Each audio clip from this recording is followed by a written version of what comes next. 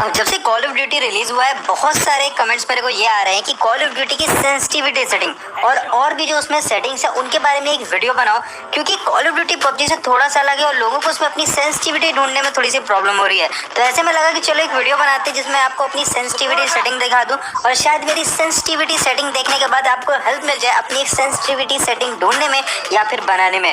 तो अगर ये वीडियो आपके लिए हेल्पफुल साबित होती है तो उसे लाइक देना तो बिल्कुल भूलना। अब सीधा आ जाते हैं पॉइंट पे। तो इस वीडियो में जो गेम प्ले है ये तो चलता रहेगा, लेकिन साथ ही साथ मैं आपको कुछ स्क्रीनशॉट दिखाऊंगा जिसमें मेरी कॉल ऑफ ड्यूटी की सारी सेटिंग्स और सेंसिटिविटी सेटिंग है, जिससे आपको अंदाजा लग जाएगा कि कॉल ऑफ ड्यूटी का एक लेआउट हट, एक सेंसिटिविटी सेटिंग और बाकी सारी जो अदर सेटिंग्स हैं जो कि बहुत ज़्यादा इंपॉर्टेंट है, उनको कैसे सेट करना है। ठीक, तो जैसे ही आप सेटिंग खोलते हो सबसे पहले आपको मिलता है कस्टम लेआउट। इसमें अगर आप देखो तो मैंने कस्टम पे टिक लगा रखा है, क्योंकि मेरी जो सेटिंग्स है अगर आप उसमें जाके देखोगे तो मैंने सब कुछ जो है हिप फायर पे कर रखा है। खाली यहाँ पर मैंने स्नाइपर को एडीएस पे कर रखा है। इसका रीजन ये है कि अगर आप इस सेटिंग में सब कुछ हिप फायर पे सेट करते हो तो जो tap and hold to ads होता है ना, मतलब आप फायर बटन पे जैसे ही होल्ड करते हो या टैप करते हो एडीएस हो जाता है, वो चीज़ नहीं होती। और क्योंकि मैं एडवांस लॉक खेलता हूँ तो वो चीज़ मैं बिल्कुल भी यूज़ नहीं करना चाहता, तो मैं मैनुअली स्कोप ऑन करता हूँ फिर फायर करता हूँ। लेकिन स्नाइपर्स के लिए मैं कभी कदार जो है एडीएस जो होता है टैप या होल्ड एडीएस उसको यूज़ कर लेता हूँ क्विक स्कोपिंग के लिए।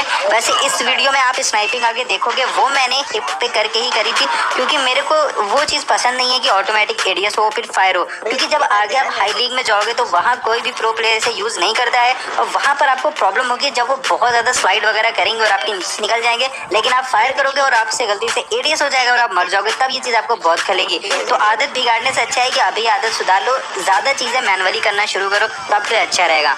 अब फिलहाल अगर आप नए हो तो यहाँ पर दो क्वेश्चन आपके दिमाग में आएंगे कि एडीएस क्या चीज़ होती है। तो एडीएस होता है एम डाउन साइड। कुल मिला के जब भी आप अपना रेड डॉट या कोई स्कोप खोलते हो तो उसे एडीएस कहते हैं। ठीक, और ऑटोमेटिक जो मैंने बताया कि टैप और होल्ड एडीएस, वो मैं आगे आपको सेटिंग एक्सप्लेन कर दूंगा ये चीज़ होती क्या है, तो बिल्कुल घबराओ नहीं, हर चीज़ एक्सप्लेन करूंगा। अब फिलहाल बात करते हैं कस्टम लेआउट की।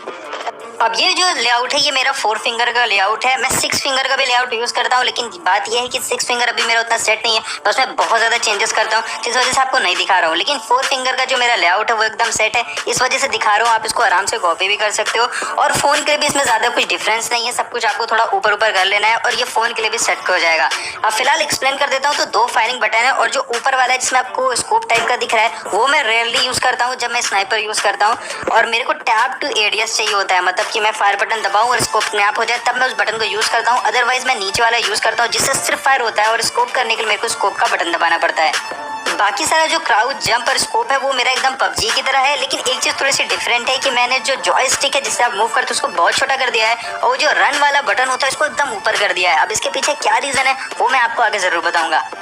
वैसे सच बोलूँ तो अगर एक आप प्लेयर हो और आप उतना ज़्यादा गेम पे फोकस नहीं करना चाहते हो तो आपको क्लॉ वगैरह सीखने की बिल्कुल भी ज़रूरत नहीं है। आप तब टैप टू एडीएस यूज़ करो और 2 थंब से खेलो तो आप बहुत ही ओपी खेलोगे, आपको बिल्कुल भी क्लॉ वगैरह की ज़रूरत नहीं पड़ेगी। लेकिन अगर आपको फिर भी क्लॉ वगैरह खेलना है और मेहनत करनी है तो मैं तभी बोलूँगा जब आप बहुत ज़्यादा सीरियस हो गेम को लेके, मतलब आप लीग पुश करना चाहते हो। अदरवाइज 2 थंब के साथ खेलो, आपको गेम खेलने में कोई भी प्रॉब्लम नहीं होगी, आप आराम से बंदों को मारोगे। अब उसके बाद बेसिक सेटिंग में आया तो ऊपर मैंने सब कुछ टिक कर रखा है, सिर्फ मैंने फिक्स जॉयस्टिक को टिक कर नहीं रखा है। उसका रीज़न ये है कि अगर आप फिक्स जॉयस्टिक को इनेबल कर देते हो तो आपकी पूरी स्क्रीन एम एडजस्ट करने के लिए हो जाएगी, तो आप कहीं भी टच करोगे आपका एम एडजस्ट होगा, तो उससे आपका एम बहुत गड़बड़ाएगा। लेकिन अगर आप फिक्स जॉयस्टिक को डिसेबल कर दोगे तो सिर्फ आपका राइट पोर्शन जो रहेगा स्क्रीन के वही एम करेगा, जो लेफ्ट पोर्शन है वो बाकी सारे काम के लिए हो जाएगा जैसे कि पबजी में होता है। उसके बाद मैंने टैप टू एडीएस कर रखा है और जो लेफ्ट फायर बटन है उसको ऑन रखा है और साथ ही स्लाइड जो है उसको टैप क्राउच वाइल स्प्रिंटिंग पे कर रखा है। तो इससे ये होगा कि जब भी आप दौड़ रहोगे आप टैप करोगे क्राउच को, वैसे ही आप स्प्रिंट कर जाओगे, तो इससे आपका मूवमेंट बहुत फास्ट होता है। मैं आपको सजेस्ट करूंगा कि आप यही वाली सेटिंग रखो। और अगर आगे देखिए तो यार यहाँ पर मैं जायरो प्लेयर नहीं हूँ तो मैंने जायरो ऑफ कर रखा है और साथ में कैमरा एफओवी को पूरा फुल रखा है। इससे आपको बहुत ही वाइड एंगल में देखने को मिलता है जो कि आपका फर्स्ट पर्सन में बहुत ज़्यादा मदद करता है।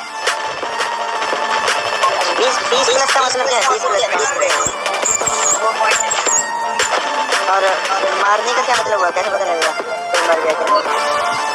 अब इसके बाद आता है ऑडियो एंड ग्राफिक्स। अब इसमें सारी चीज़ें आप खुद देख लो, जो मेन है मैं उस पर बात कर लेता हूँ। तो क्वालिटी, ग्राफिक्स की और फ्रेम रेट, ये दोनों बहुत इंपॉर्टेंट होते हैं। और अगर आप एक बहुत हाई परफॉर्मेंस चाहते हो गेम से, तो मैं आपको हमेशा यही सजेस्ट करूंगा कि आप ग्राफिक्स पे ध्यान मत दो, आप फ्रेम रेट पे ध्यान दो।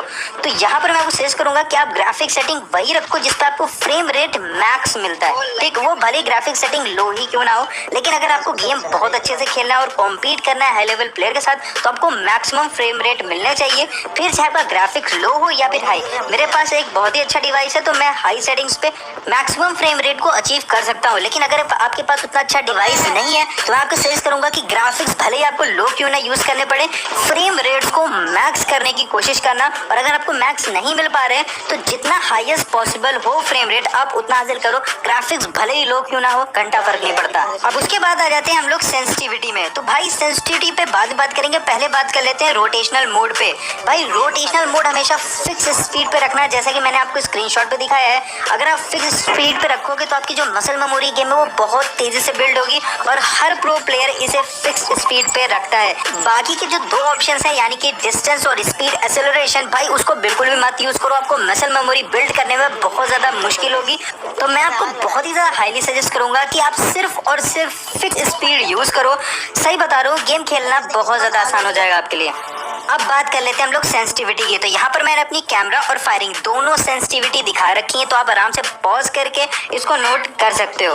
लेकिन इनको गेम में अप्लाई करने से पहले मेरी 4-5 बातें जिनको सुन लो, तो आपके लिए सेंसिटिविटी को एडजस्ट करना बहुत ज्यादा इजी हो जाएगा, जिससे आपके लिए फ्यूचर में एडजस्टमेंट बहुत ज्यादा आसान हो जाएंगे। तो इस पार्ट को बिल्कुल भी स्किप मत करो। और हाँ, मैं एक नॉन जायरो प्लेयर हूँ, मतलब मैं जायरोस्कोप यूज नहीं करता हूँ, तो इसी वजह से मैंने उसकी कोई भी सेंसिटिविटी आपको नहीं दिखाई है, क्योंकि मैं बिल्कुल भी नहीं चाहता कि मैं रैंडम कोई भी सेंसिटिविटी आपको दिखा दूं और फिर जो आपकी जायरो की सेंस है वो बिगड़ जाए, ठीक। तो इस वजह से मैंने आपको सेंसिटिविटी नहीं दिखाई है जायरो की, लेकिन बाकी सारी मैंने जो यूज करता हूँ वो मैंने आपको दिखा दी है, और फ्यूचर में अगर उनमें कोई चेंज होगा तो वो भी मैं बता दूंगा। अब सेंसिटिविटी से रिलेटेड मैं आपको कुछ टिप्स दे रहा हूँ जो आपको फ्यूचर में बहुत हेल्प करेंगी। तो देखो भाई, किसी भी गेम में सेंसिटिविटी ढूंढना बहुत ज्यादा आसान होता है। आपको करना सिंपली से ये है कि आपको अपना कैरेक्टर एक जगह खड़ा कर देना है। ऐसा खड़ा करना है कि उसके आगे एक पॉइंट हो और उसके पीछे पॉइंट हो। वो खंबे हो सकते हैं, वो कोई धब्बे हो सकते हैं, कुछ भी हो, बस एक आपके सामने पॉइंट होना चाहिए, एक आपके सामने पीछे होना चाहिए। उसके बाद आपको करना क्या है, आपको जो सामने है उधर गन का पॉइंट करके एक झटके में पीछे घूमना है। मतलब एक जितना भी स्वाइप लेते हो आप आईपैड या फिर फोन पे, उतना आपको लेना है और ये देखना है और ये इंश्योर करना है कि जो आपका कैरेक्टर है वो एग्जैक्ट 180 डिग्री घूमे एक स्वाइप में, चाहे वो आप लेफ्ट करो चाहे राइट करो, ठीक। अब अगर आपका कैरेक्टर 180 डिग्री से ज्यादा घूमता है तो आपको सेंसिटिविटी कम करनी है, और अगर कम घूमता है तो आपको सेंसिटिविटी बढ़ानी है। ये तब तक करना है जब तक आपका बंदा एग्जैक्ट 180 डिग्री या उसके आसपास ना घूमे। अब जिनको थोड़ा मैथ नहीं आता मैं बता देता हूँ कि एकदम अपोजिट, मतलब अगर आप सामने देख रहे हो और अगर आप स्क्रीन पे एक स्वाइप मारते हो तो आपका कैरेक्टर जो वो एग्जैक्ट पीछे देखने लगे। आपको इतने हद तक अपनी सेंसिटिविटी को सेट करना है। ये चीज होती है कैमरा सेंसिटिविटी में सेट होती है। हर गेम में आपको अपनी मेन सेंसिटिविटी इस तरीके से ढूंढ लेनी है और फिर आपको देखना है कि वो सेंसिटिविटी आपके लिए कम है कि ज्यादा। अगर कम है तो उसको थोड़ी और बढ़ा लो, ज्यादा तो वैसे होगी नहीं, लेकिन अगर ज्यादा है तो थोड़ी सी घटा लो, और फिर इसी के अकॉर्डिंग अपने रेड डॉट, टैक्टिकल स्कोप या फिर जो भी स्कोप्स हैं आपके पास उसकी सेंसिटिविटी सेट कर लो। आपको किसी भी गेम में कोई भी परेशानी नहीं होगी सेंसिटिविटी ढूंढने में। मैं आपको बता देता यहाँ पर, लेकिन प्रॉब्लम ये है कि जो मैं सेंसिटिविटी आपको दिखा रहा हूँ वो आईपैड की है और फोन की मेरे को इतने ढंग से मालूम नहीं है। तो अगर आप ये मेथड यूज करोगे तो आप कोई भी फोन यूज कर रहे हो और कोई भी गेम हो, आप बहुत ही आसानी से सेंसिटिविटी अपनी ढूंढ लोगे। मैं एक लो सेंस प्लेयर हूँ तो मेरी ये सेंसिटिविटी बहुत ज्यादा इंपॉर्टेंट है, और मैं बताऊँ मैं एग्जैक्टली एक स्वाइप में पीछे घूमता हूँ। तो अगर मेरे पीछे से आता है फायर तो मेरे को पता है कि मेरे को एक स्वाइप मारना है और मैं एग्जैक्ट पीछे घूम जाऊंगा और उस बंदे को ठोक दूंगा। तो ये होता है यार 180 डिग्री पे अपने सेंसिटिविटी को सेट करने का फायदा। बाकी आपके ऊपर, अगर आप बहुत ज्यादा हाई प्लेयर हो तो भी आप इस सेंसिटिविटी को अपना बेस बना सकते हो जो मैंने आपको बताई, और फिर इसमें कम ज्यादा करके अपनी सेंसिटिविटी को एडजस्ट कर सकते हो, जिससे आपको बहुत आसानी से अपनी सेंसिटिविटी मिल जाएगी। उम्मीद करता हूँ मैंने आपको मोस्ट ऑफ जो सेटिंग होती है कॉल ऑफ ड्यूटी की वो एक्सप्लेन कर दी हो। अभी भी कुछ पोर्शन अगर आपको अच्छे से एक्सप्लेन नहीं हुआ है तो कमेंट बता देना, मैं एक और वीडियो बना के उनको अच्छे से एक्सप्लेन कर दूंगा। होपफुली ये वीडियो आपके लिए हेल्पफुल साबित होगी। लगा कोई